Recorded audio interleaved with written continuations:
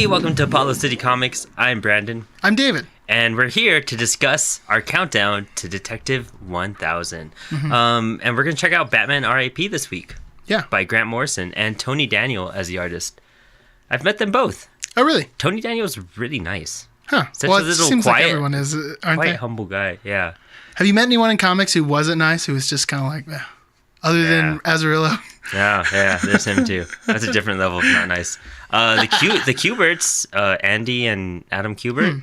I mean, yeah, Adam does mostly Marvel stuff, and Andy Kubert does primarily DC stuff now. And Andy's super nice, but if you ask him like for a remark or a bat symbol or anything when he signs stuff, he just there's attitude, and I'm like, dude, I'm sorry I ever thought about that. Wow.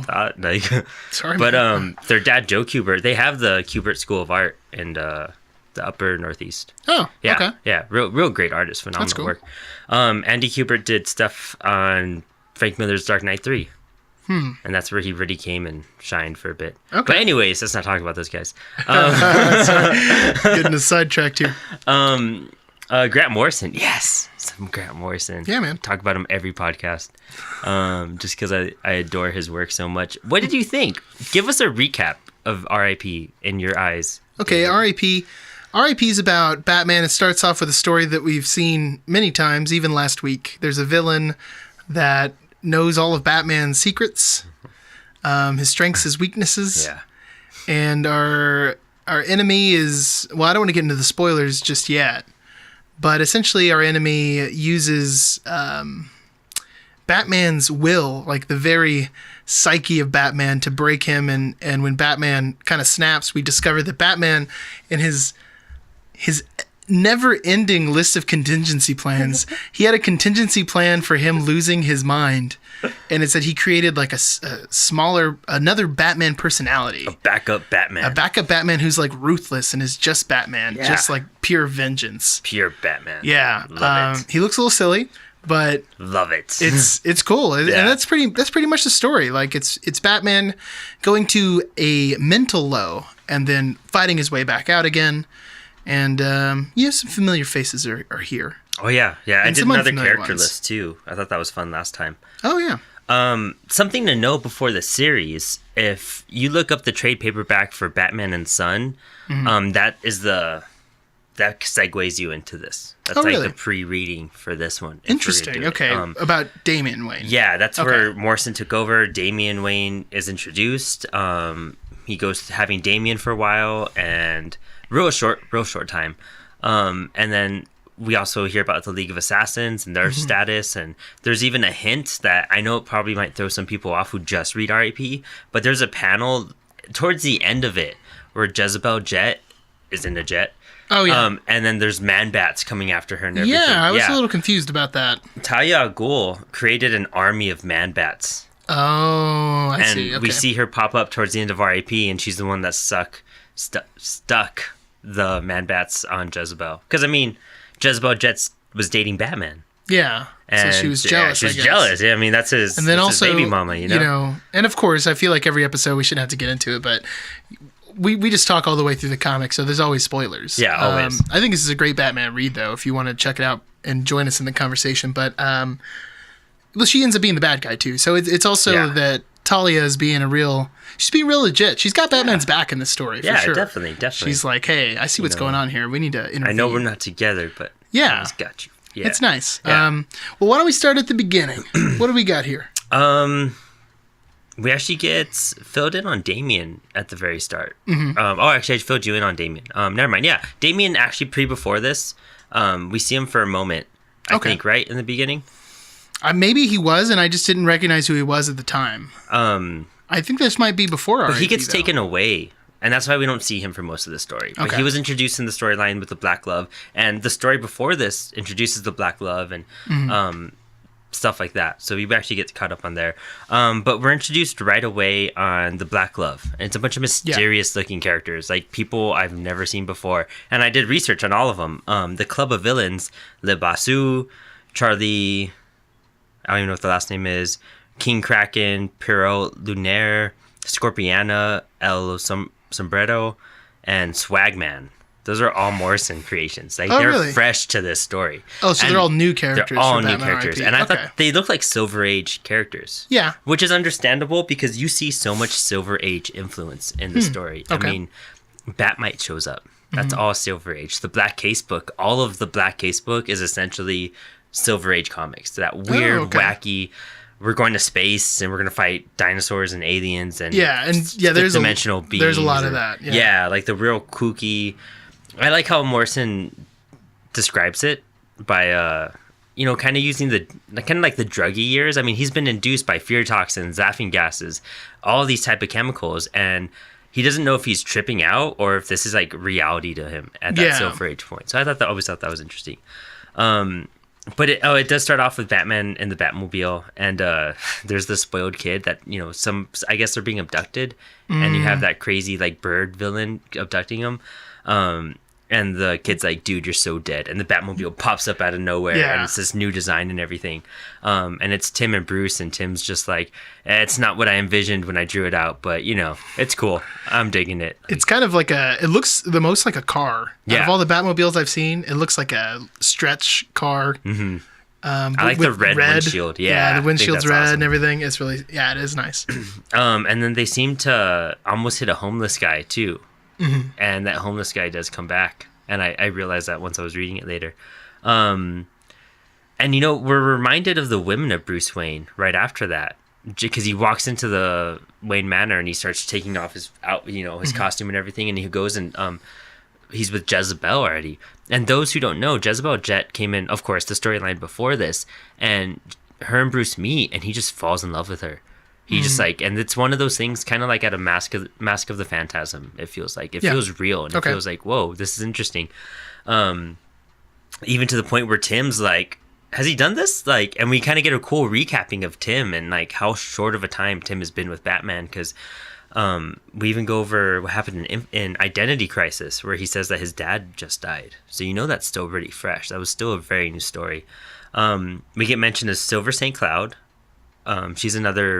She's like mentioned in that panel as well. Silver St. Cloud is interesting because of Bruce's old lovers, right? Okay, yes.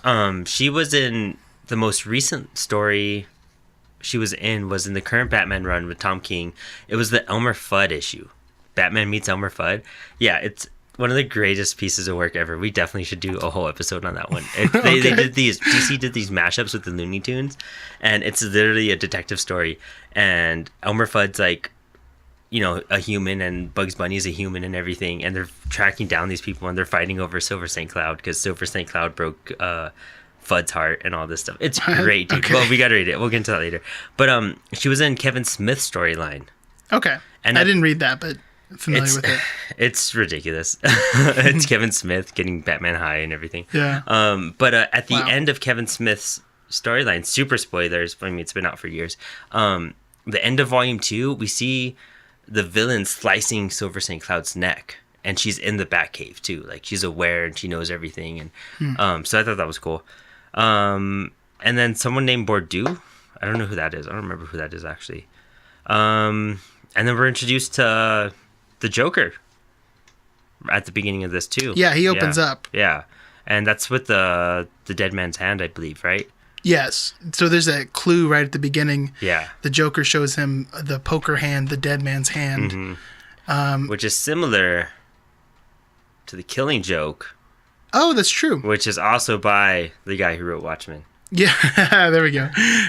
We had to make the connection in there somewhere. I had to make the connection. The Joker shows him 2 8s and 2 aces, and it's kind of an interesting storytelling device. I think it's sort of a symbolism of Batman's like manic nature, because the story, he continues to get unsure of what's real and what's not real, and he's constantly questioning these 4 cards that the Joker showed him, and like all the things it could possibly mean. Like, are the numbers letters? What do the colors represent? Comes out to haha, like the typical. Yeah.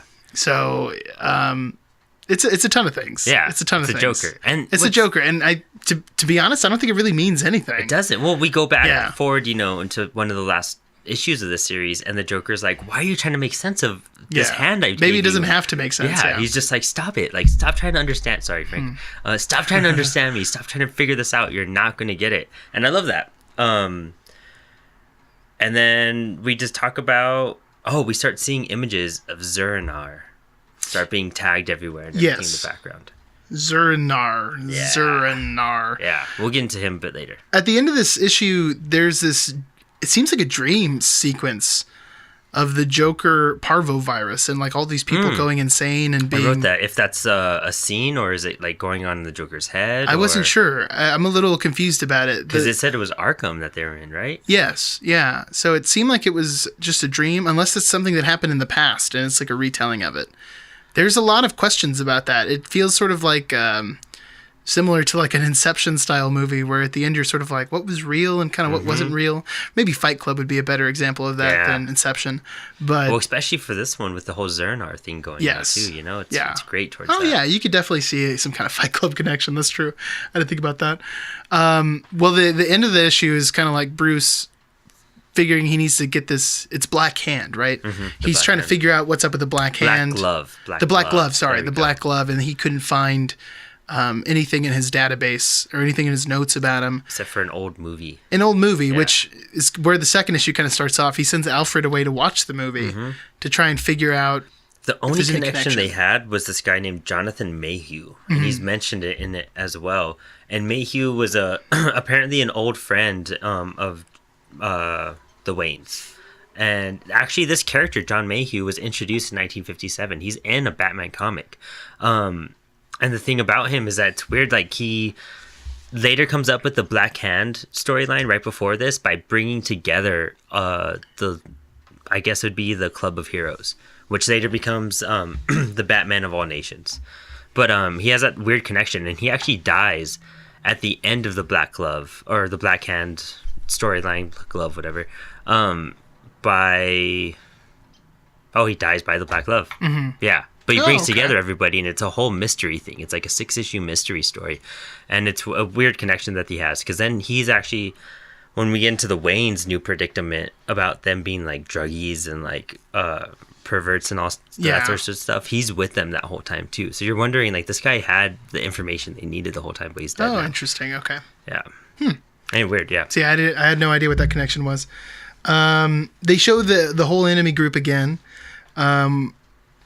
Batman also takes Jezebel to the Batcave, or it seems like, well, in this case, they take a boat there, and I was a little confused by it.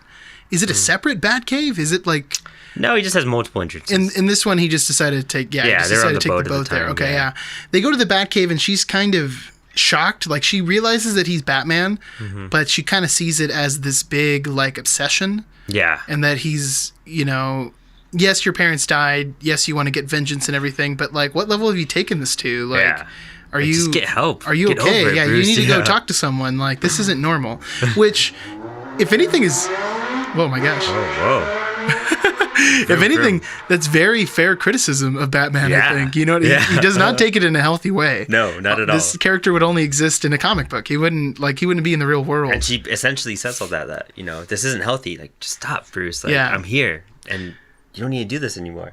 And at the same time, though, it seems like knowing the end of the story, knowing that Jezebel is not on his side, like she's trying to cast some kind of doubt into him. And it's part of this whole psycho semantics that they're playing. And it kind of works. I mean, it seems like it's working too, because he's like, no, like, you know, if they would use me to get to you, and don't you see, like, by you saying this, maybe that's their plan. And she's like, what are you talking about? Like, and then we get that the news story is going to be leaked. Commissioner Gordon's talking to like a reporter. I thought it was the mayor or something. Oh, it could be the mayor, actually. The mayor. Well, he says something about that. You know what? It probably is the mayor, because he says something about like, I can only hold the press back so long from the story. Yeah. And that, you know, that they're going to suggest that Bruce Wayne is schizophrenic.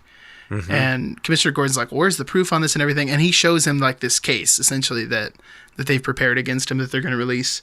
That, and about his parents, how Martha and Thomas Martha's all drugged out and like heroined out on like leaning on a Thomas Wayne in a picture, and there's that Jonathan Mayhew guy, and apparently they would drug her up and all this, use her as prostitution and everything, and that the whole death was faked and all that too, which is crazy. Yeah, it is a really strange storyline, which, although the story plays it as is canon, right? This is what actually happened. Yeah.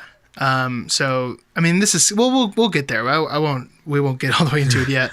The end of the issue, though, you got Batman still in the Batcave. Or no, Batman's not there now. Sorry. No.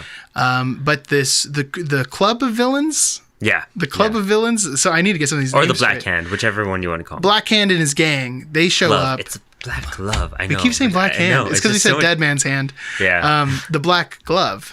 We just got to do this every time we say it. The Black Glove. Yeah. Just hold your hand real quick and we'll get it. Well, maybe that doesn't help. We have to act like we're sliding on a glove. Okay, so the Black Glove, he shows up and they attack Alfred.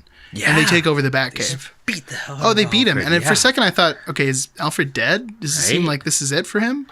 But and on the TV screen, not the back computer in the background is Zernar. Different camera angles hitting different parts of the city. Yeah, and we're just like, what is it? What is going on? Yeah. Before, and I'm telling this a little out of order. Before that happens, though, when Batman's in the Batcave with Jezebel, he doesn't see anything on the screens. No. He just sees static. And don't they mention Zernar? No, he sees it, but she doesn't. No, he doesn't see anything, but she tells him that's what's written on it. Oh, okay. Yeah, there you so go. she can see the screens, but he can't. Which I'm not, to be honest, I'm not entirely sure where to take this. Does Batman really not see the screens? Or is there nothing on the screens and she's telling him that? Because that's the trigger phrase. And it's mentioned in that issue that there's a trigger phrase. And we don't know what it is, though. Exactly. Yeah. So her saying it then probably triggered it. Or maybe he saw it and then he just blacked out. You know what I mean? Maybe he saw it for a second and then it was just all static. I don't know. Maybe. That seems a little ambiguous. So, yeah, we're pretty much just in setup. And then in issue 3, we take a kind of a weird turn where Batman sort of just wakes up. Yeah. And he's like homeless and he has like amnesia. He doesn't know where he's at. Yeah. But he's in Crime Alley. Mm-hmm. And he meets this gentleman. I can't remember what his name is now. His name, Jackson Honor. Yeah, there we go. Yeah. And he's just some drug addict, homeless person. And I thought this was interesting. I did a bunch of research because I just read Morrison's Seven Soldiers of Victory, and all the new gods had come to Earth, and they were like homeless people. Oh, interesting. So okay. I was trying to find some sort of connection, and there might be still. Maybe I didn't dig deep enough, but Metron was like this crippled guy that couldn't do anything, and Orion's this big, burly, like just black dude, and he's just huge. And then like Highfather is this like bearded, like poor guy with a cane and everything, and they're living in like a homeless society. But they're the new gods, Apparently, Darkseid had done something, and Darkseid is some gangster. D-Sod's like a psychiatrist listening to Mr. Miracle, who was not the one that we know, but the one that came after him. I forgot his name. But I'm thinking it might have been one of the new gods. I could be wrong. It could be. Yeah, because they were all homeless people, so... And there's also a little bit of ambiguity with that guy, too, as to whether or not he's real, because... Apparently he died the day before. Over like an overdose, and Bruce is like, well, no, I've been with this guy all day. I was with him this morning, and they're like, dude, what? And they're even saying, oh, you're with Honor Jackson? You need that heavy stuff. Yeah. Yeah, so they... Well, essentially, the Black Glove infiltrated the Batcave. They beat the hell out of Alfred, but then they get to Bruce then in the Batcave, I want to say, too. Yeah, and then they drug him up. They have a bunch of crystal meth, and they just fill him with all these drugs. And Batman's just can't remember who he is. His whole life has been erased at that point. And he's kind of coming back slowly. He's like, dude, my hair was just cut. Like, obviously, I haven't been here for a while. I'm in wealthy clothes. Like, he still has his powers of like observation. Yeah, like he can tell just by his appearance. He's like, no, I'm not a homeless guy. Like, I can tell. Mm-hmm. And they kind of, I want to say that they explain his psychology in that beginning part too. I have to relook at that issue real fast. I should have it out actually. But they're there displayed. I know. In beauty. Too nice to take down. Too nice to take down. But yeah, I kind of love that. I love seeing Batman go on like that hungry binge, like all druggied out. Like I thought that was a really interesting way to put that. It's an interesting take. On the side, we see that like Nightwing and Robin are part of this tale, and they're kind of just trying to meet up. They don't know where Batman is. They have no idea where he's at. Now he's been missing for a few days or so, or a day or so. I think so. Yeah. But they kind of talk and communicate that they need to meet up at this den of villains, or this club of villains where their hideout is. But it's in this issue, I think, too, that they nab Nightwing. Mm-hmm. Some of this club of villains. Yeah, Scorpiana drugs him. And it threw me off at first because you see him wake up in Arkham. Yeah. Yeah, and his mouth is foaming and everything, and you're just like, So they gave him some kind of drug too. Yeah, this is just the storyline. Everyone's just getting drugged. Let me see what else I have here. Oh, this is all issue 3. I mean, issue 3 is a big issue. We finally find out that the Black Glove is Thomas Wayne, or at least this is the story he's telling. Mm-hmm. But that's the reason why he knows all these things. And we also get alluded to that Alfred is Bruce's father. That Thomas Wayne isn't even his dad. But that part, I don't know if it's true or not. And that's what we're led on for this entire story, is this guy Thomas Wayne or not? Yeah. And I mean, later, even then, when we get an explanation, we're still I'm still not sure if it's Thomas Wayne or not. Yeah, it's hard to tell. Because I don't know if there's a definitive answer. It's his double. Mm-hmm. Yeah, and that he actually wore like Mayhew's face and all this other stuff. Like it's insane. Yeah. He does talk about that, which I don't know if that works. But basically, at the end of this thing, towards the end of this issue, Batman breaks through this state that he's in, and he becomes the Batman of Zur-En-Arrh. Zur-En-Arrh, yes. Zur-En-Arrh. And he makes like a makeshift costume out of scraps that he finds. So his like chest is orange and his sleeves are yellow. And he has that checkered back and everything. Yeah, and his cowl and his cape are purple. And we also, Batmite pops up at the end of this issue. And I wasn't even sure who this was. Batmite's one of those characters that like nobody has ever taken seriously ever for no reason. Well, for good reason too. He looks ridiculous. Yeah, it's and he's an annoying little like teenage kid that's like always taunting Batman all the time. Is he real in this book? I just thought it was part of like Batman's conscience or something. Like he wasn't a real thing. He actually is real because he's an imp from the 5th dimension. Okay. Yeah. So he just shows up to help Batman out? Essentially, because he's losing his mind, and it's the last breach of what is real. I see. Yeah, and that's why before he even like goes into that darker part, into that building, he's just like, I can't follow you into that because you're gonna go beyond the edge of what's real for Batman, and I can't follow that.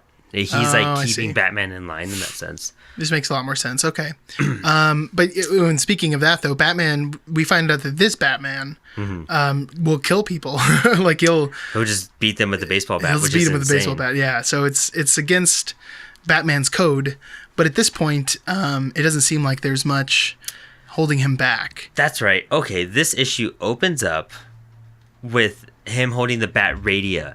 And then him tripping out, saying it references the Silver Age stuff, like we were just saying. Yeah. It's saying that I think it's Dick that's reading the Black Casebook right here, where he's just like, I don't want to know what goes on in the Joker's head. I have to know. And it talks about him going into that trial of meditation to figure out how to understand the Joker and fully be immersed in that thinking, and being isolated and trying to get as close to that as possible.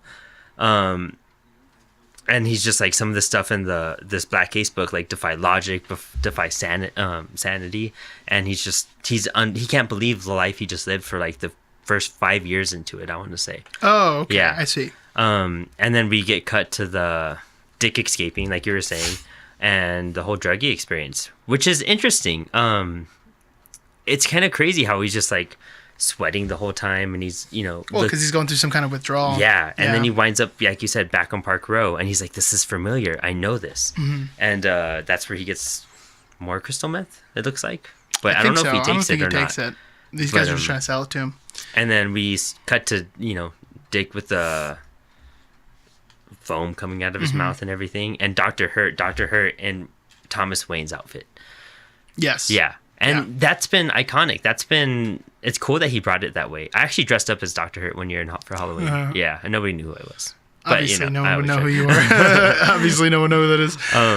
But yeah, they actually have action figures for the Batman of Zur-En-Arrh. They have... I've seen an action figure for him before, yeah. It's a DLC skin in Arkham Knight. It's another one. Okay, yeah, I remember that. What else? He's actually gotten fairly popular over the years. He looks kind of dumb, to be honest. I think the color scheme... It's ridiculous. The color scheme's ridiculous. It looks like a clown because it has the points and everything on it. But the first splash page with Zur-En-Arrh, where he has the bat and he's just breaking through that door, I thought that was super awesome. And we go into him talking to the gargoyles. He's not only talking to Batmite, which we can't really see, but he's talking to the city too. The gargoyles are talking to him, and they talk about the grid of the city and how it formulate stuff like a checkerboard, and how it was always created to create a Batman. That's interesting. Right? That's interesting too, especially because the checkerboard comes back later as well. It's a big theme within the whole, from the start of the story. And we learned that Dr. Hurt was the one that created the Zur-En-Arrh trigger to turn off Batman, and he did not expect Batman to have the backup computer Batman to come through. Which, why would you? Why would you expect that? Because it's just like the craziest thing. And always, like you said, he has a contingency plan for everything. But a little bit on the Batman of Zur-En-Arrh, he is in the Bat history. He is in Bat continuity. He actually appeared in Batman issue 113 in 1958. So that's prime Silver Age material. Wow. And there's actually, if you want to just get a quick recap of Batman of Zur-En-Arrh, there's a Batman Brave and the Bold episode based on it. And it's based on that comic. And it's basically about the scientist who watches Batman, a scientist from another like parallel Earth or universe. And they do get in on that about how it's like a world with two Batmans or something like that. Yeah. It's weird. So what happens is that this Batman from Planet X is watching our Batman through a super powerful telescope, and then teleports Batman over to his planet, knowing that our Batman would have powers similar to Superman, and he needed help defeating this robot army. And this Batman also has a device called the Bat Radia. And it's just like a little radio. Okay. And it sends electromagnetic waves that like can disable like floating devices and stuff like that. And like it helps him defeat the robots that he's facing in this futuristic looking city. So it's just like a cheesy little thing that wasn't really advanced in general. Okay. But so that device, they think it's a radio, the one that we have busted up that he found with the homeless guy.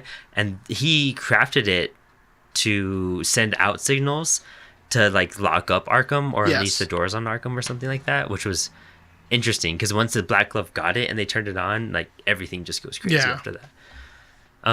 But yeah, Batman of Zur-En-Arrh. So it's weird. Continuity. Okay. Yeah, it's. I thought this was just something new for this book. That's pretty cool. Yeah, it has a whole history to it. Do you know if he looks the same back then when they first showed up? Really? He does. They pulled the exact same costume, and same thing with Batmite. They made these cheesy, ridiculous like characters and ideas. Yeah. Fairly cool and interesting, you know. Well, I don't know about Batmite.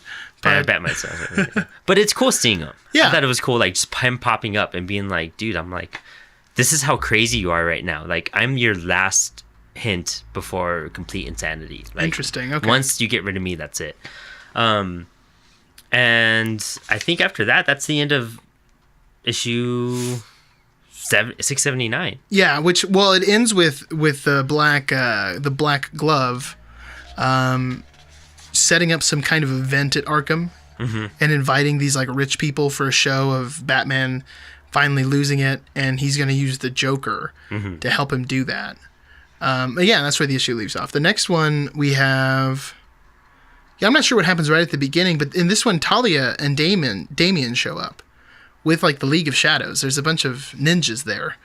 And they show up to fight for Bruce in Wayne Manor. And it's pretty cool seeing Damian in action. Yeah. I like his costume too. Like his little like ninja outfit. Yeah, he's like half Batman, half ninja. Yeah. And it's cool because he was just, I want to say he had the Robin suit already. But something happened. Like he got like totally beat up at the end of the like confrontation with the Man Bats and all that. Like towards the end of the last storyline, and Talia was like, "I'm gonna take this kid and I'm gonna heal him." And she attaches him to all these tubes and everything, and she's basically rebuilding Damian's body. Yeah, and Talia didn't even have Damian naturally. She like put him in a tube. Like when she found out she was pregnant, she just like threw him in, and he was like genetically grown. Weird. Okay. Yeah, she didn't want to mess up her body. Is that really what that's really why? That's ridiculous. I know, because it's Talia. I guess that's true. Yeah. Okay.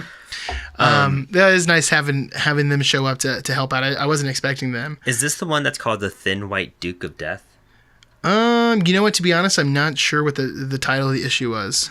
One of them is called that, and I thought that was cool because they're talking about the Joker, but it's just a great little reference. Sounds like David Bowie or something. Yeah. And then in this one, the Joker says that Batman shot him. Yes, and that actually happened again in the storyline before this. Oh, interesting. Okay, and it was Batman who shot him? Okay, I thought. No. I was like, well, Batman doesn't use a gun. Even Batman says that. So the Joker was like fighting this Batman, and what happened is the Black Glove recruited 3 people to act like Batman. Okay. One's like this big Bane-looking guy. One's like one that reminds him of like Jason Todd in a sense, or Damien if he was Batman, like a total killer. Okay. And then one had, I don't know, something else like guns or something like that. But Batman faced them all and did whatever with them. Only one was left over. That was, I think, the killer one, like the one like Damien. But yeah, that whole arc starts off with Batman jumping over this building and the Joker pulling a gun at him, and he fires it. But then Batman doesn't get hit, and apparently it's made it implied that Batman shoots the Joker in the head, and then Batman's carrying his dead body, and he has it, and then he gets it and just tosses it in a trash can. Whoa. And then just walks away from it. Yeah. It was that's cool. Yeah. I wish I would have read that. And Joker, it didn't go through his head, I guess. No, it just didn't impact it right. It didn't penetrate, but he's got this like dot right in the middle of his head. It. I mean, what do you think of Morrison's Joker? He's cool. He's very psychotic. Yes. In that same scene, he uses like a razor blade to like cut his tongue in half. Yeah. And he's all talking and he's just like licking it and everything too. Yeah, I like his eyes too. Like the way he looks is really nice. I think it's a good representation of the Joker. He's really playing with Batman. You definitely get where they got that Jared Leto look at this point too. Oh, I can see what you're saying. Yeah, I could see that. And that's one reason I was kind of excited, because I was like, if they're gonna go this route, this would be cool, because this is a Joker that's, what happens before this one is after that accident. After he gets shot in the series before, he's in Arkham because they saved him. Okay. They somehow repaired him, they patched him up and everything, and the Joker talks about going through like a change. And whenever he goes through a change, he does this mass killing spree. And then when he comes out of that change, he's like a new kind of Joker, like with a new mindset, a new game plan, a new way of thinking and everything. And this is like that new, fresh, like snakeskin peeled off version of the Joker. Oh, okay. Yeah, so he's gone through another transformation, and that's what's really interesting. And after this, we see the Joker again in Batman and Robin, and he's totally different. And you don't even realize that that's the Joker until he reveals himself. Weird. Okay. Yeah, it's cool. And is that the next sequential series after this, or what? Yeah, because this blends into Final Crisis, and the next Batman reading would be Batman and Robin. That's the one that I was talking about. That's like David Lynch and Batman 69. Oh, weird. Yeah, okay. yeah. Oh, that's really cool. Yeah, it's crazy. I'll need to check that one out. And here we're actually, Batman goes up against the Joker, and they fight for a second, and we see Jezebel chained up, and we think that Bruce is in love with her. He's just, chasing after her, and he's going, Jezebel, Jezebel, and he's trying to find her and everything. And then the roses start falling. And then the Joker kind of hints, he's like, you realize it now. It's when the black and the red roses touch. That's when death happens. And he's trying to save her. But then when he's already in that room getting poisoned, Jezebel takes off. She just gets out of the chair, and we realize that she's a villain behind everything. Which is like, maybe the first time I read it, I was surprised. But like rereading it for the 4th or 5th, 8th time I've read it in my life, it's kind of cool rereading it and knowing from the start that she's a villain. Well, when she has that conversation with him in the Batcave about like, maybe you need to step away from this and blah, blah, blah, blah, blah. I'm like, well, this chick is, there's something up with her. Yeah, exactly. Although she does sell it, I think. She does a good job selling it. She does. I could say that. The writing there is really strong. And when you read the series before, you wouldn't even expect it. Oh, interesting. Okay, so if you read it in context, it'd be even harder. That's a good point. I didn't think about that. Just picking up here, it might be weird. And also in this issue, there's a scene in Wayne Manor, because Jim Gordon's now trying to look for Bruce Wayne. And that's when Damian and Talia show up. Yeah, exactly. When Gordon gets there. And there's a scene where he's walking by a bunch of paintings of Wayne's, and there's the last one is called Mordecai Wayne. Yeah, I saw that. And he looks just like Bruce. And so at the end of Final Crisis, it's of course implied that Batman dies. Because Darkseid shoots his Omega beams, and all Superman finds is Batman's corpse. Darkseid's Omega beams don't really kill people. They send them back through time. This happened in Jack Kirby's Fourth World, where he fought the Forever People, and he shot them all with his Omega beams, and it turns out that they all wound up in different parts of time. Like, they were just scattered across the timeline in different parts of the world. So Bruce Wayne essentially gets shot to the beginning of time. And actually, Final Crisis, I want to say it either begins or ends with a caveman, and I think it's Bruce Wayne. Or maybe this ends with it, yeah. And Batman eventually fights his way back through time, and during that pilgrimage era, that's where Mordecai Wayne comes up. Interesting. Yeah, they're trying to bring this Bat God Barbados to life. So is Batman immortal then, or? I don't know. I'm confused about... I haven't read Batman or Bruce Wayne Through Time or something like that. Okay. Yeah, I haven't read that series. I would love to. It'd be something interesting to get to. Yeah. But I don't know. I just thought that was a cool little reference because that's foreshadowing like crazy, because that's like 3 storylines ahead of where Morrison was doing, you know? Because after this, we have Final Crisis starts up within the series, and then you have Batman and Robin, and then somewhere during Batman and Robin, we start getting Batman Through Time, and then there's Batman Incorporated after that. Okay. Crazy. Morrison had a long run on Batman. And it sounds like he planned it out. He knew where to drop hints for the next thing. But the next issue, the conclusion issue, that's my favorite issue. This is why I love this series so much. Reading issue 681, this was the definitive like Batman issue for me. This was like, even in my life, I happened to be rereading Batman RP in like one of the toughest times of my life, and I read and got to like one of the pages, and I was like, damn. Like after that, like it was just imprinted in my head to like get through anything, to like fight through anything. That I love the line where I mean, it starts off where he's like talking about where he thinks of everything, and then it does the whole switching of the cup scene, which I love, where he's training, but where he's coming out of the coffin, since he wakes up in the coffin in the beginning of it, and he stands up and he's like, it's 600 pounds of dirt while your lungs are being crushed, and dirt's filling your mouth, and he's like, it's hard but not impossible. And then you have that awesome splash where he's standing over his grave and everything. And after reading that, I was like, man, that's Batman. That is Batman. That totally Batman. is. He gets buried there by the black glove. Yeah, because he passes out the issue before from that poisonous gas. From the poisonous gas.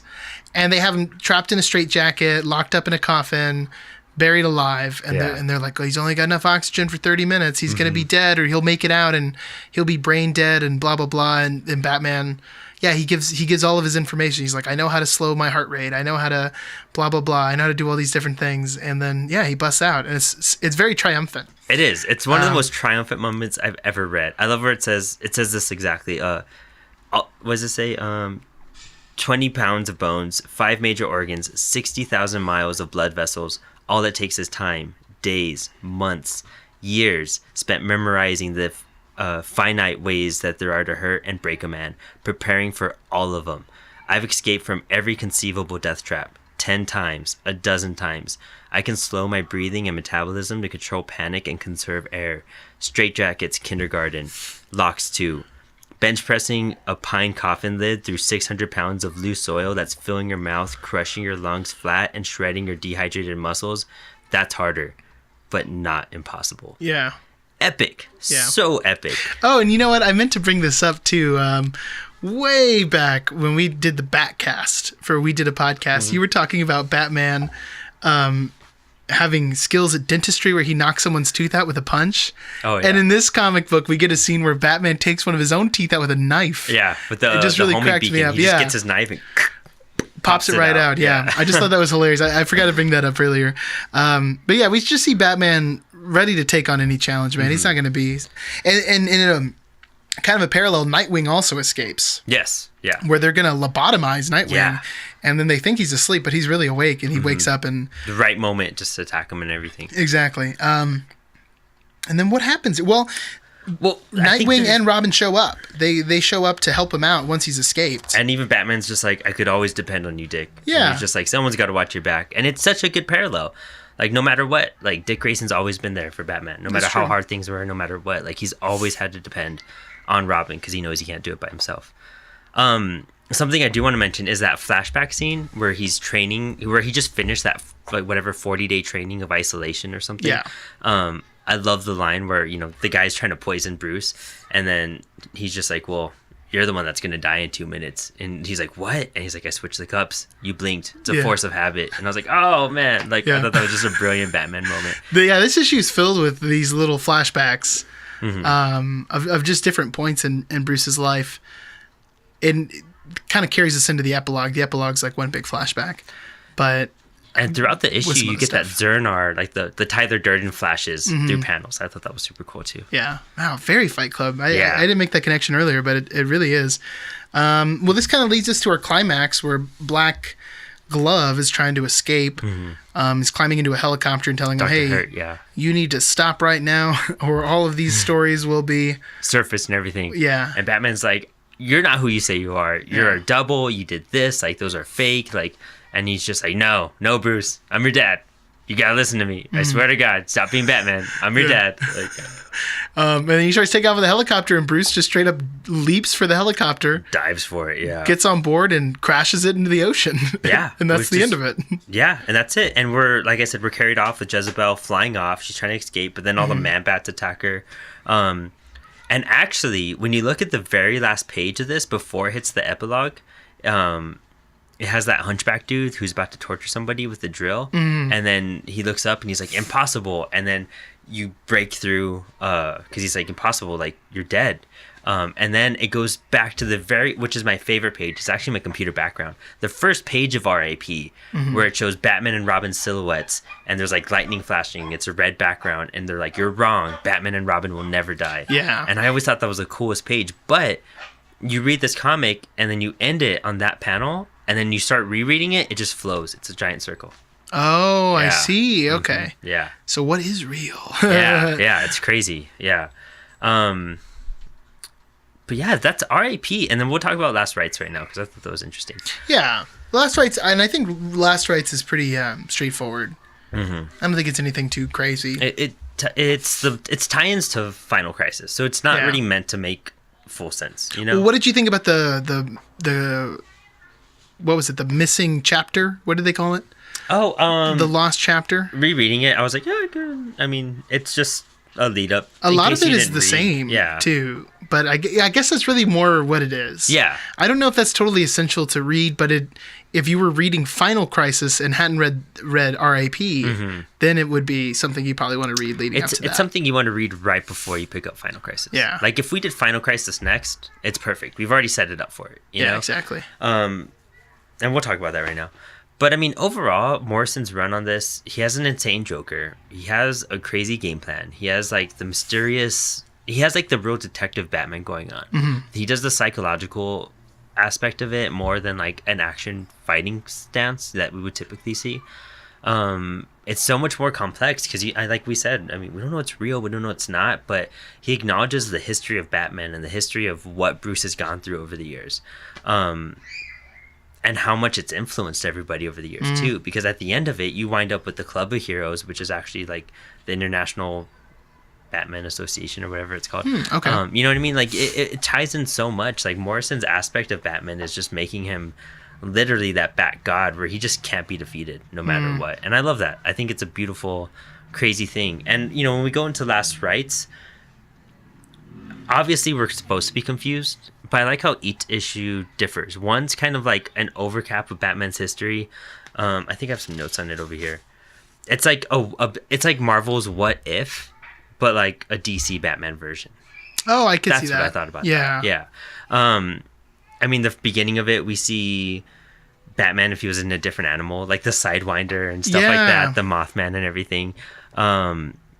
Mosquito Man, yeah. And like Alfred's like, so what would you have chosen? Like, he's all making fun of Bruce while he's patching him up. He's like, would you have just chosen anything that flew through that window that night, or was it like a bat like symbolic for you? Like, come on, don't lie. I love the scene where it talks about his micro sleeps. I actually started doing that after reading this. I would take like 5-minute naps every so while and then just be recharged, and it totally works. I'll take 6 5-minute, 10-minute naps, and I'll be like, But I love it how Alfred's all talking to him, and he has the timer starting, and he knocks out, and then he wakes up, and he's like, of course, Dr. Death is tied to Apex Chemicals. Yeah, and like, what? He solves some little mystery in his sleep. Yeah, I love it. And the next one, it's really like, if he didn't become Batman, that's where we really dive into all those aspects. We hear about a dead Detective Gordon, and he's like, poor man, he was such a nice guy, you know? Well, it seems like everyone died. Like, yeah, even... and he talks about, you know, well, on the issue before, he talks about going to see the circus, and he does go, and he recruits Robin and all that. And this one where he doesn't go to the circus, he's like, or he's not Batman anymore. He's like that boy we saw at the circus, the one that the parents died. Like the Joker kidnapped him and they tortured him for 10 days. And then later in that issue where he discovers the Batcave, he finds Robin's dead corpse in the Batcave. Yeah. Or was that supposed to be Batwoman? I thought it looked more like a Batwoman costume. Was it? I thought so. It looked just like the Batwoman costume they showed in the previous issue.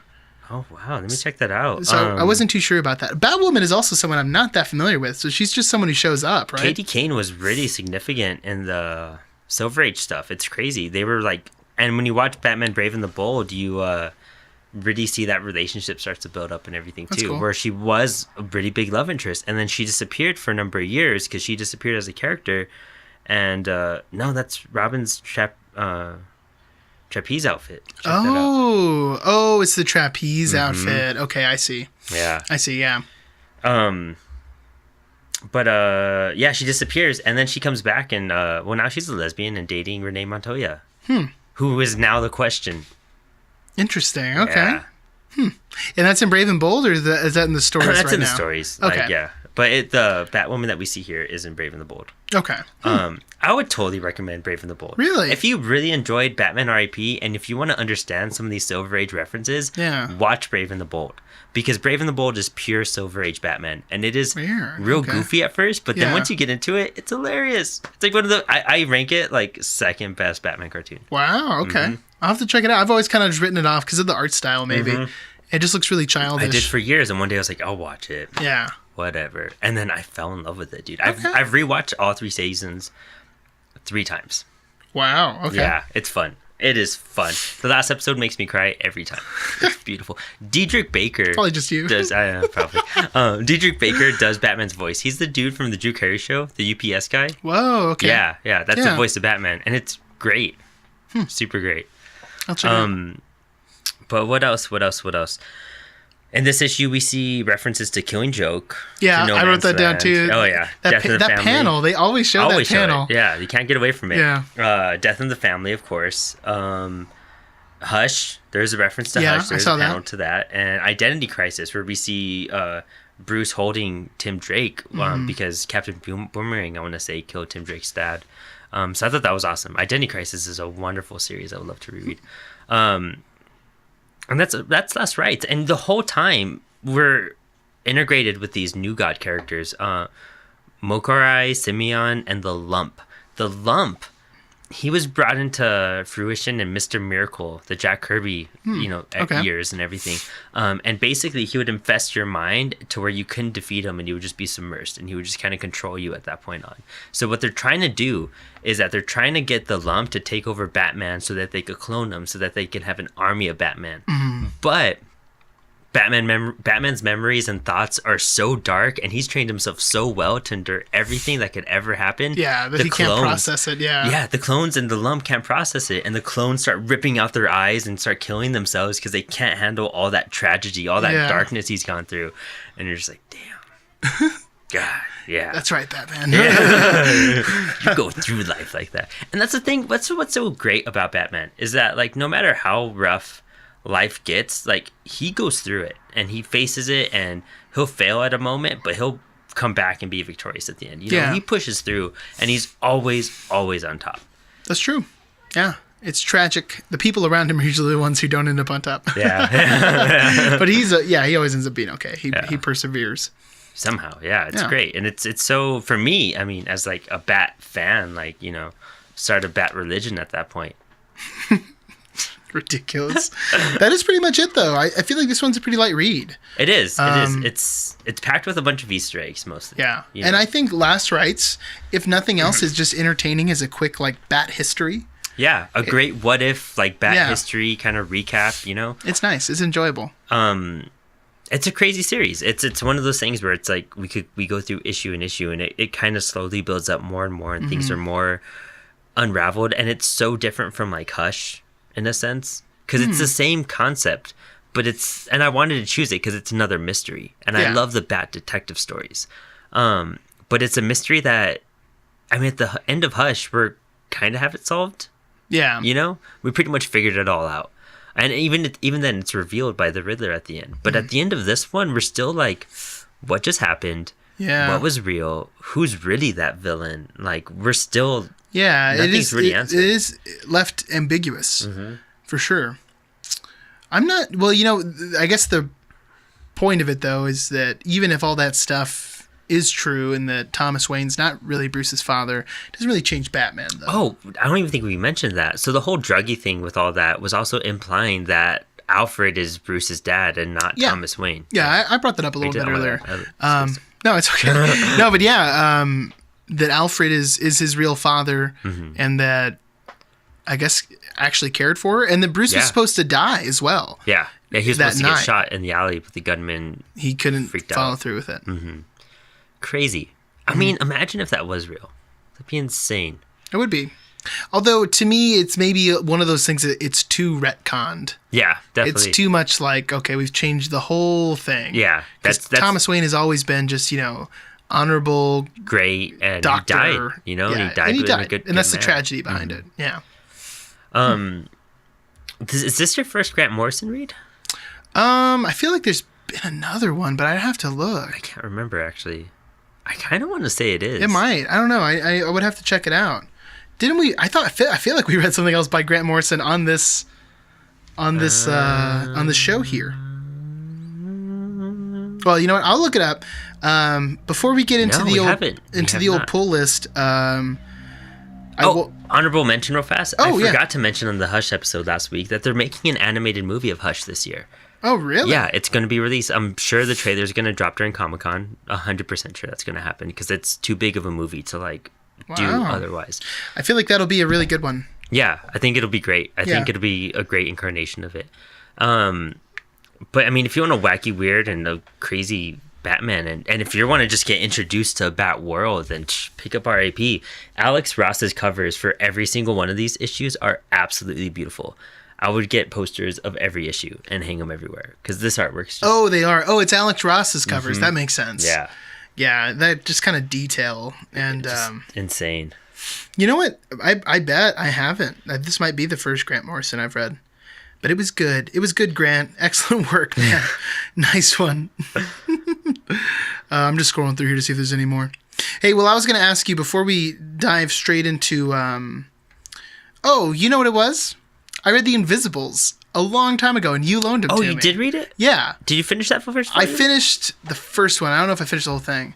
But to be honest, it's been so long now. Yeah. We should do Invisibles again. Oh, well, they're going to do a TV show on The Invisibles. Okay. We got this. So, it's long. It's 4 volumes, and it will...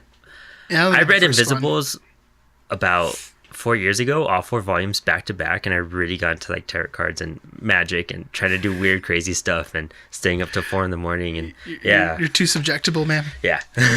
Morrison, man. Well, I wanted to run by some news at you, man, before we dive in here. What do you think about Suicide Squad getting rebooted into Suicide Squad? Down, because I mean, just bleep this out, but I mean, and do I have to? All right, dude. Honestly, that movie. Bleep it out. Just bleep that out. That's worth $1. Yeah, that's worth $1. I'll throw $1 down for that one.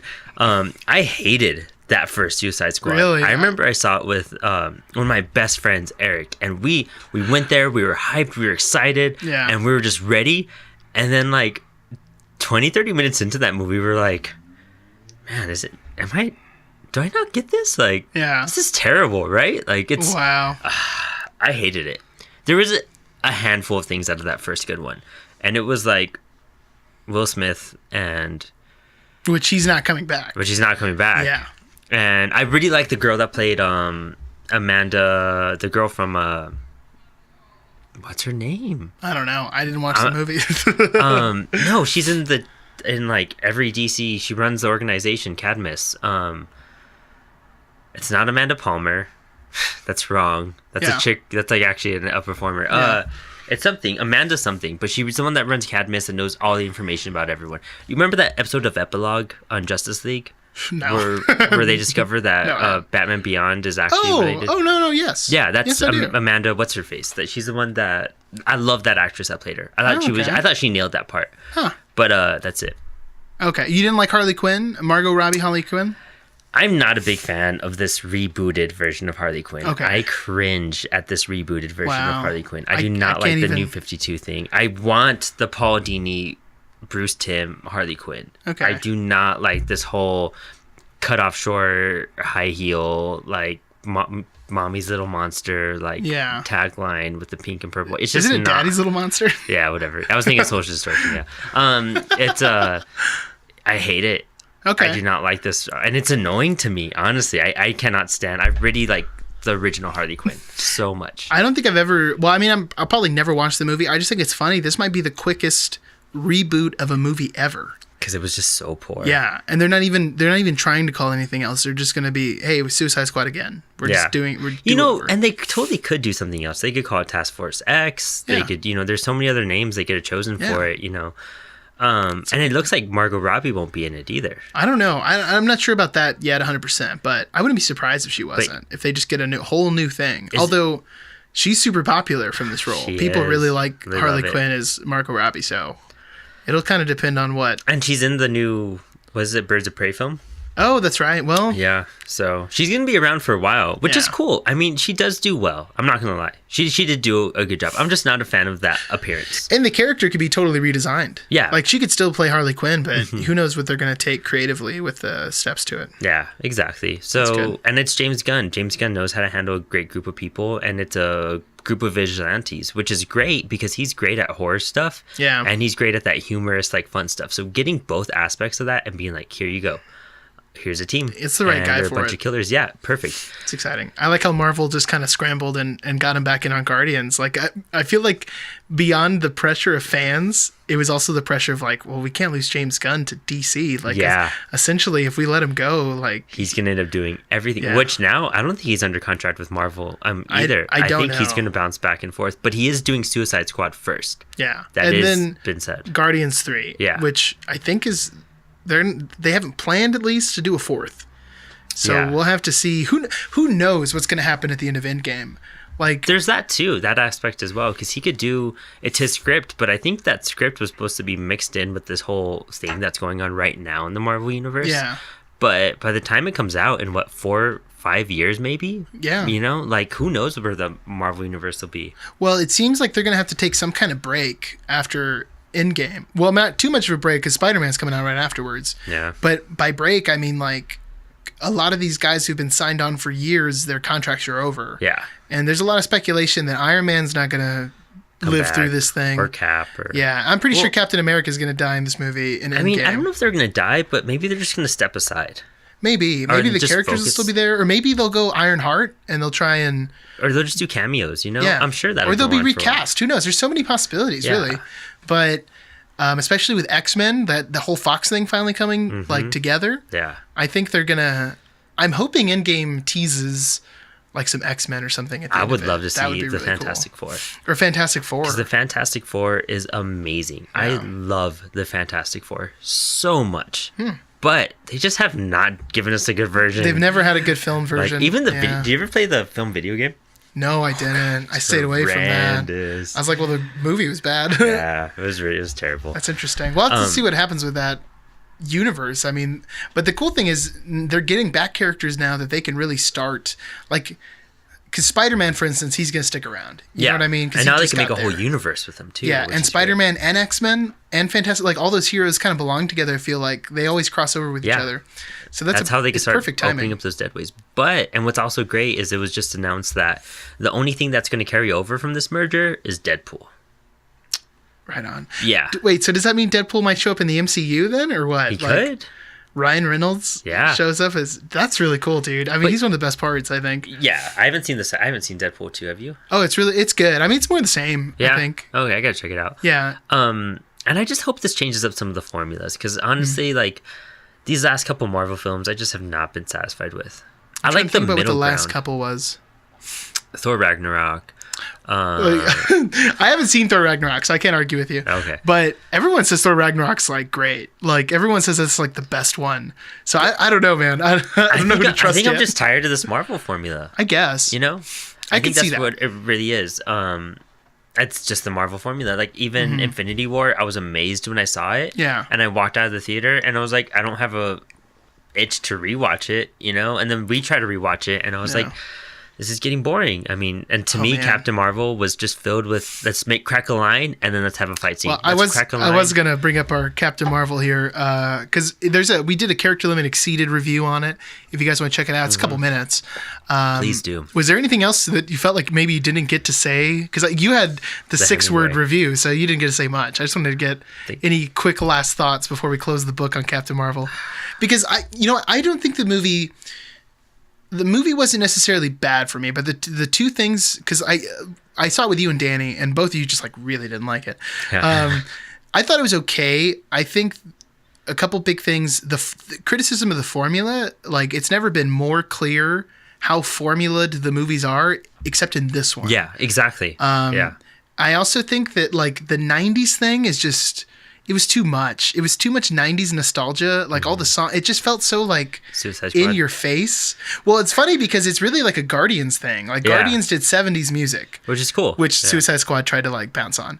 Yeah, And then just failed. and then they did the 90s thing in Captain Marvel. To me, it didn't seem as like, it didn't gel as much as it did in Guardians. For some reason in Guardians it just worked. Yeah. And it's probably because you have James Gunn calling the shots. He's a He smart does guy. Great songs for it. You know? And then, which is even funnier now, that they announced this new Batman movie coming out. It's going to be set in the 90s. So it's like DC again is like, oh, Captain Marvel was in the 90s. And I They hope made they a don't do boatload it. of money. I'm hoping, even with this new Batman film, I hope they do a big Batman again. I'm sick of the skinny Batman stuff. Like, Batman's a big dude. Like, he is there to intimidate you. I He's feel like not those he's never been big in any of the movies No. either. Like, I mean, he's always just an Affleck was the average-sized biggest guy. one.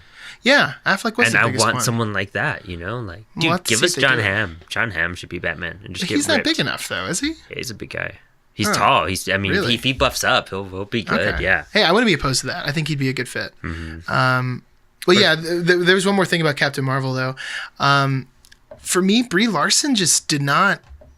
Her performance was so bland. And it looks like it's gonna be like that in this new Yeah. Infinity movie. And she's a good actress, too. I just don't understand. Like this, I'm like a little perplexed by it. Yeah. Because she's had a ton of great performances. And it seems like in this one, like, she didn't really know what to do but then the movie's so popular Yeah. that I have to wonder, like, am I crazy? Does no one else see this? You know, I think another thing of it too is that, especially for me, and I realize this about myself too, is that I watch primarily superhero movies. I really don't fill my time with anything else other than Okay. like comic book world stuff, you know? So when Okay. I see these films so often, I'm starting to see how they're repeating each other. It's starting to get boring for me at this point. But for a mainstream audience who has a variety of things and is always intertwining, and they have kids, and the kids are trying to be amazed and influenced and stuff Yeah. like that, I see why it might be exciting at that point. Because, you know, it bounces all back to where comics at one point were for adults, you know, because they were horrific, they were dark and stuff like that, and then they got the Comics Code of Authority, and then it became for kids. And now I feel like some of these movies are being aimed at kids again. You know, we're trying to recapture this new generation because it's been 10 years. That's a big amount of time, you know. Capturing us all from Iron Man up to like, I mean, I loved it until pretty much Civil War. And okay. Ant-Man, and that's when I started losing interest. So I was like 8 years into it. Okay. That's a whole generation. At that point, they have to be like, we need to back up and get this new bunch of kids into it, because not every kid's going to want to start back at Iron Man. You know, they want Yeah. to try to like recapture them now. So this is their new like check mark, and this is where we're going to get a bunch of man movies for a while, and then in maybe 5-6 years we'll get another Captain America Winter Soldier, and we'll get another, you know, Civil War, basically Captain America movies. Yeah. Stuff Well, like Captain that. America was really good. Yeah. And they take a dark turn. I just think, well, from perspective wise, like Civil War was the big crossover event first. Yeah. And now Infinity War is that big crossover event. So it really depends on how Endgame's going to finish out this whole like Infinity Saga. But I don't know. I think there's definitely formula to them. But I think each of the characters have at least something to do different that the movies feel like their own kind of movie. Like Doctor Strange, yeah. for instance. Yeah. I really like that one. That's a later good movie. Black Panther too, I really enjoyed. I like the villain in Black Panther. The whole Killmonger thing was it really was great. cool. It was really entertaining. Wonderful what they did with that type of stuff. I'm excited to talk about that though when it comes out. We're gonna have a whole Infinity Marvel 10-year It'll go on episode. forever. Yeah, 10 The years. infinite. Well, let's get to the pull list, man. Do you have anything for us this week? What have I been reading? I just picked up a bunch of stuff, which Okay. I'm excited to talk about next week because it might make you curious because I'm Okay. trying something new. Interesting. Okay. But all I've done is homework, and I've been reading. I've been catching up on the current Justice League series. Oh, okay. With Scott Snyder and James Tynion the fourth. And it's just fun. It's bombastic, and since I just finished watching, me and my girlfriend just rewatched all of Justice League and Justice League Unlimited. This is very focused on like the Legion of Doom and Brainiac and stuff. So Ooh. coming fresh out of there and then coming to this, it's just like, oh, this is cool. This is cool seeing like That's cool. Sinestro and like a new like corpse and everything, and it's just crazy. The ultraviolet corpse that just like was they created, and the artwork's amazing. They had a whole Drowned Earth saga, which was all Aquaman based, which was cool because that just came out. And now they're getting to some Sixth Dimension stuff, right now where I'm reading, they're in Hawkworld and Thanagar, and uncovering all these Martian secrets with Martian Manhunter, and it's just fun. It's just intertwining every league. It reminds me a lot of Grant Morrison's Justice League, which was bombastic, fun, just crazy, insane, dark side filled. That's where the dark side is phrase came from. Okay. Was Morrison. But it's just been cool. So I'm on issue like 415 of that right now, and issue 20 was just released this week. So I'm trying to catch up to that. But that's pretty much all I've done. But I got some stuff in the mail today. I'm gonna start reading Akira. I'm pretty interested in it. Yeah, and then I'm tackling on Neon Genesis as well. So I'm gonna be dumping into the manga stuff. Whoa. Seeing if I get into it. Yeah, different for me. Love to see. And then I got the first collected edition of Cerberus. Oh, Yeah, cool. I've always wanted to read it. I've always wanted to read that too. Yeah, You have to tell me and- how it is. Yeah, I will. I'm definitely curious. Yeah. So got it on eBay. So I love secondhand stores, and there was one time I was at Savers, and they had like 100 issues of Cerberus. yeah. Like someone just gave them all away or something. But then they had them priced really high. They had them priced like $6 an issue or something. And I was like, no, I'm not worth even the gonna look money. at this. I'm gonna get crazy. But apparently that writer, he did a lot of like LSD and started entwining it into stuff, and then Weird, he basically okay. had this trip where he was like, I'm gonna write the series, and it's gonna be 300 issues, and he wrote 300 issues of Cerberus, and I think he drew them too, but he eventually just went insane. Whoa, Yeah. that's crazy. That's Let's great. do all 300 issues. All 2020, we'll be doing Cerberus. Dude, we should. Here on Policy Comics. I'm curious. If I like it, I'll pick up more. Maybe we could do an episode on the. Yeah, first that'd be one. interesting. Yeah. Yeah, let me know. I really want to get into. I've been trying for a while. I haven't had a chance to sit down and read it, but I'm trying to get into Conan the Barbarian too. 'Cause I've okay. read a lot of good stuff, and I'm just like, dang, I want to get into this character more. They just released all these omnibuses, so I think I'm gonna throw down and get a couple of them. Hey. That and I want to read Hellboy before the movie comes out. Oh, that's coming up so soon. Yeah, I know the movie is based. There's 4 omnibus books out right now, and if you get them on in stock trades, they're like $14 a piece. Wow, that's really good. Okay. And I think all this one is based on the Wild Hunt, which is volume 3. I only have volume 1 right now, so I'm gonna see if I can tear through it and kind of go for there. Because you Yeah. figure if people are gonna read Hellboy, they're gonna. I mean, some of us we start from the beginning, you Yeah. know. So I'm gonna check it out, see where we go from there, and see how I like it. Yeah, you have to let me know about that too. I'm so behind on Hellboy. I've never even seen the first movies, which Oh, are supposed to really? be really good. Oh, they're good. But I've only seen the never first watched one. them. Oh, So. I don't know what it is. Something about Hellboy. It never piqued my interest. It wasn't until I watched it, and I think I read like a couple comics. I mean, he's just a cool character. I read volume 1 and I liked it too. See, I know almost nothing about that character. I'll have to check out. I need to watch the movie first, especially because it's Guillermo del Toro. I've seen so many of his Yeah. films, I just haven't seen that. So If you like Lovecraft, and if you like Lovecraft, you're gonna like Hellboy.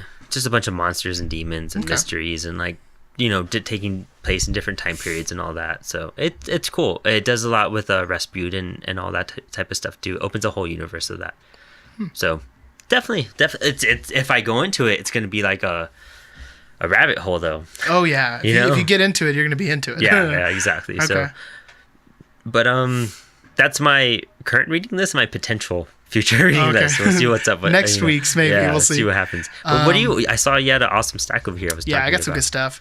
Before I go into the comic portion of it, I'm trying to think about if I've done anything recently at all. I finally finished Red Dead Redemption 2, which I just feel like needs to be said. I'm still on Act 2. Oh, dude, you're not even. I just took that kid fishing, and the cops came up to me and were like, "What are you doing here? We know who you Wow. are." Yeah. That's a long time, man. I finished it. It's this isn't a spoiler for you, but it's 6 chapters. Yeah. And 2 epilogue chapters. And when you get to the end of the 6 chapters, you're like, epilogue, how long can this take? And the epilogues are like 10 hours, man. Really? Like both of them. It's huge. So I finished it. I mean, there's still like hundreds of hours I could get out of it just doing, hunting quests, all these things. So I've kind of stepped away from that. I am going hard on Resident Evil 2, though. Nice. We did a little while ago on the channel, and now that I'm done with I'm gonna beat that thing like in a week. I'm ready to do it. How long is that game? Well, if it's anything like the first game, it's only got to be like 6 to 8 hours. Because I remember as a kid, or not as a kid, let's take the story one at a time. Resident Evil 2 came out like on 64 and PS1. I had it as a child, but it was too difficult for me. I couldn't figure it out as a little kid. I would just die immediately at the beginning. And then I get a little bit further and die again. As an adult, like in college, I decided to just go all in and play all of them and beat all of them. So when I played Resident Evil 2 the first time, it took me I think it was like 6 hours in my first go through. And really, I had those games down to a science, man. Like the old Resident Evils, I would end the game with 10 green herbs and like health sprays. Like I'd have way more stuff than I need. Yeah. I was just ready. Yeah. So on this new one, I'm hoping it's going to be around the same amount of time. We'll see. There's a little bit of added content too. Yeah, there's some extra stuff. And then of course, if you're not familiar with Resident Evil, there's always 2 campaigns with 2 stories. And although a lot of it overlaps, there's always this thing where like you see something that the other one doesn't have, like locations. And it's not just like part of the go story through the same stuff. Story as the other person. It's not just switching them out. It's their own separate story. So I'm excited to finally like play through both of them, play the bonus chapters, but we'll get to that. Cool. What I got for the comic side of this thing is first the one I haven't read, Black Hammer 45, which to be honest, I just picked up because I love like World War II stuff, especially when people take like a sci-fi approach to it or something. And I was just kind of flipping through the pages and stuff, and like there's some kind of Soviet robot, like some giant robot machine. Nice. It looks great. I'm going to read it this week, and I'll let you know fully. But I mean, you are somewhat familiar with this, a little bit at least, right? I'm familiar with the Black Hammer name because it's gotten such a high reputation right now. It's a deluxe edition just came out that I really wanted to get because I was like, I need to read this series. I'm hearing so much about it. Yeah. And there's a bunch of spin-off series. There's like a Doc Frankenstein and stuff like that. Wow, okay. And looking at this, it reminds me of the Blackhawks in the DC universe. It's a World War II Air Force team, like strike team. Wow. And they team up with like Hawkgirl and whatnot in like Justice League Unlimited. And that's the movie that Steven Spielberg is supposedly gonna direct for DC, is the Black Hawk film. What? Okay. Yeah.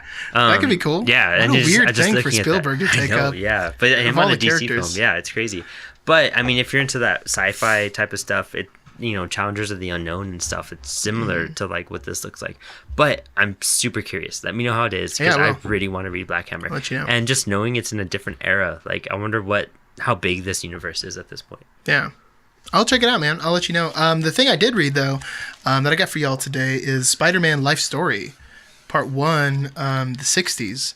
I was at the comic book store today, over at Asylum Comic Books, located on North Mesa. No, I'm just joking.